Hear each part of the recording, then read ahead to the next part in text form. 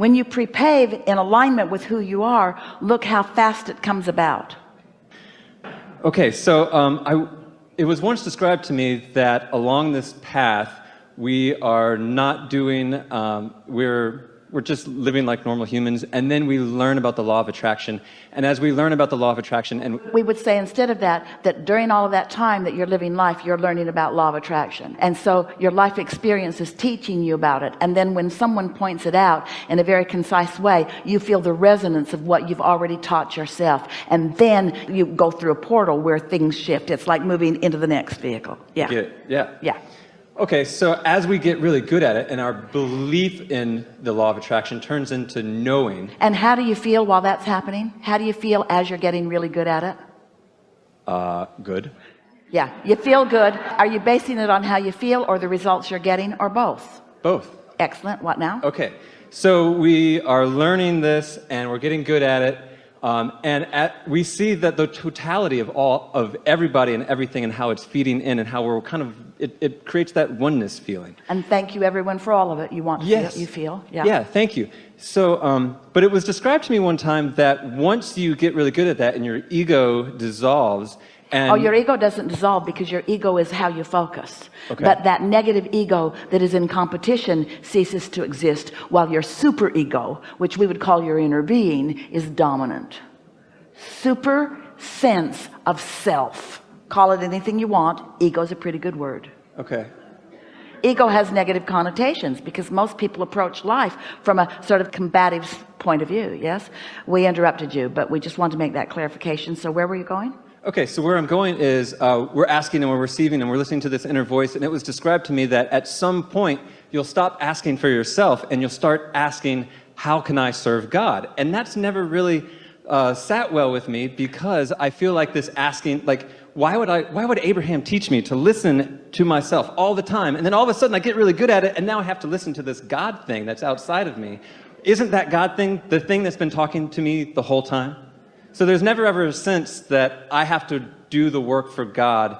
As long as I'm listening, then I'm doing that, and right? in the moment you try to do that, you separate yourself from the very thing you've been trying to find all along.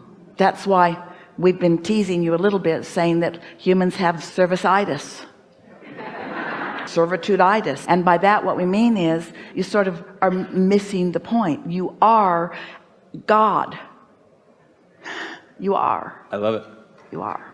I love it. Cool. And someone who was a very good ambassador from your point of view of God, which is Jesus, understood that if you sat before him dripping your illness, he didn't see your illness. Instead, he knew your wellness. He saw you in your God form, not in your human form where you were slightly disconnected from it. And so when you're tuned into that, that is when you do your greatest service. We're not trying to talk you out of service. It feels wonderful to be of value to others. We just want you to plug your vacuum in before you try to vacuum the floor. If you're not plugged in to the source energy, then you have nothing to give. So you can't serve without knowing who you are. Amen. Awesome. My next question is about time.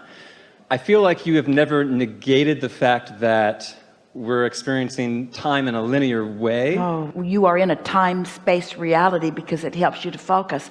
And most important, because in your awareness of your time and space, you can feel the satisfaction of your motion forward. Without that perspective, it would not be as rich. Okay, so those things happen and I can change my perception of it. So something may happen, instead of getting preoccupied with this thing in the past, I shoot off my rocket of desire, and my experience of that thing in the past can change. It does.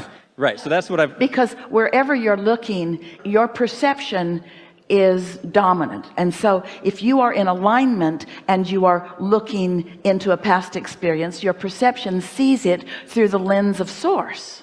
We've teased with you a little bit and said, and so in your connected now, you change your past. Today, we've taken an even more evolved for your advantage stance, in that we say to you, the difference between humans and their inner being is that your inner being doesn't look back.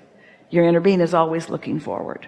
But humans who can't help but look back, we're just asking you, since you're going to look back, you're probably going to look back from your now perspective of connection. Don't look back from your place of not liking where you are and trying to justify or explain why you got in this place you don't want to be. That's not productive at all. That holds you where you don't want to be.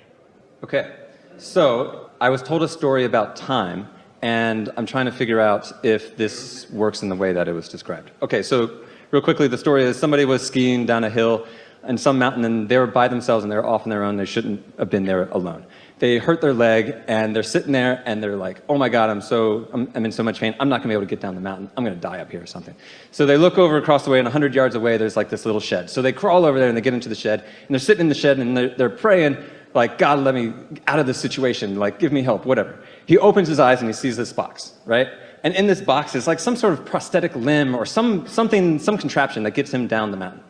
And it's in the paper the next day or something, and some guy comes forward and he says, I was the guy that a year ago was tasked with cleaning out that shed, and I picked up that box. That was the last thing I had to pull out, and I got this overwhelming feeling, don't take the box. And so I put the box down, and here it came around, and it saved this guy's life or something. So my question is, if we are in this time-space reality, can I pray now for something to change, for my experience of something to change, this rocket of desire, yes, and have an effect on someone in the past? Yes. Let us explain it to you in a easier way to get your thoughts around. So if you start with the premise that every thought that's ever been thought still exists, and you realize that even before you got here into this body, you were launching rockets of desires. In other words, you were pre-paving even before you got here and knowing about your well-being. What this conversation is taking us to is a conversation that we had earlier about the immense number of intentions and beliefs and desires that this atmosphere is rich with. It's what we mean when we say to Esther, it's child's play. In other words, that story that you described is child's play in relationship to the things that are possible, because in your desire for well-being, you've put things into the vortex that are underway, and their ability to be translated into realness is only about your ability to perceive them. Because you're slow at doing that, you have a distorted view of reality. You think things have to go really, really slow because as a human race, things have been going really, really slow for one reason and one reason only. You are enamored with what is, so you give most of your attention to what is. So what is just keeps being what is. Different faces, different places, but same experiences over and over and over again. When you catch a whiff of the universe's ability to take your thoughts can instantaneously be transformed into things. It isn't only that someone from the past put it there and you got a thought and another thought and another thought that led you there. There's a lot of that goes on. It is that things can shift in the moment based upon your ability to believe what you are desiring. One day, Jerry and Esther, someone handed them a book, and the book was written by someone who was talking about abundance. And there was an analogy given that once you really get into the vibe of abundance, that it'll start demonstrating to you in lots of ways. And so in this description, pennies would start showing up everywhere. And Jerry and Esther read it, and they were not resistant to the idea of it, but it didn't feel very important to them. They felt in a sort of snobbery sort of way that they were way past that way of understanding creation. They weren't looking to create pennies, but the story captivated their interest just the same. And then the number of pennies that started showing up in their experience became ridiculous. It was like a raining of pennies around them. They were finding 20 and 30 pennies a day in places where they shouldn't have been, where they'd never been before. Esther was actually thinking for a while that Jerry was playing tricks on her, and he was thinking the same of her. In other words, so many weird things with the pennies, because they'd activated in their vibration, and the universe was demonstrating that anything that's active in your vibration can come into your reality if you are amenable to allowing it to be. Well, they're amenable to allowing the universe to create in their experience in any way that they're giving their thoughts, provided it's something wanted. And so they were wide open vessels for the universe to play with joyfully in that way.